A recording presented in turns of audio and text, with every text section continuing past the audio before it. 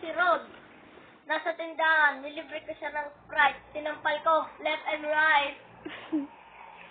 Ako takot kay Batal dahil wala tayong batas. At lalong hindi ako takot sa taong may balbas. At dahil ako yung taong GT ko na hindi umaatras. Lalo na doon sa taong may balbas. Boom! Kung ikaw si Rod, ano bang gagawin mo? Kundi mangurakot dahil ikaw ay isang pangulo.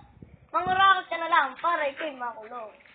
Siguro favorite mo cartoon character si Bitan, di pa nagtatransform mga ka ng alien! Pagkanta na ba? Ako si Bren, yung tipong nagmamahal, pero hindi nang iiwan. Pero ikaw yung lalaking tipong nagmamahal, nangunguha ng pera para lang sa kanya. Ako'y parang ang hininga ko ay apoy, abang ang hininga mo ay boy, amoy, boy, bawang. Boom! Nakita ko si Rod. Nasa bubog, may sasikaw chong.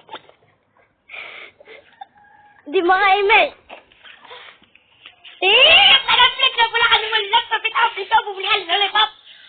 Kung gusto mo ng away, bumili ka sa tindahan para kayo may makaaway. Nga lang, nga. Sa ginawa mong yun, mukha ka ng rapper. I don't think so. From head to foot, mas mukha kang snatcher. Boom! Mukha kang snatcher, ano ka pa? Rapist? Hindi ako natatakot sa Bagyo Undoy. Natatakot ako sa nanay mong mukhang unggoy. Mm. Kung ikaw si Rodrigo Duterte, ano pa ang gagawin mo? Mangungurakot o makikipagdukot? Wala na daw po si Ricky dito sa Kalapate! Tapos na.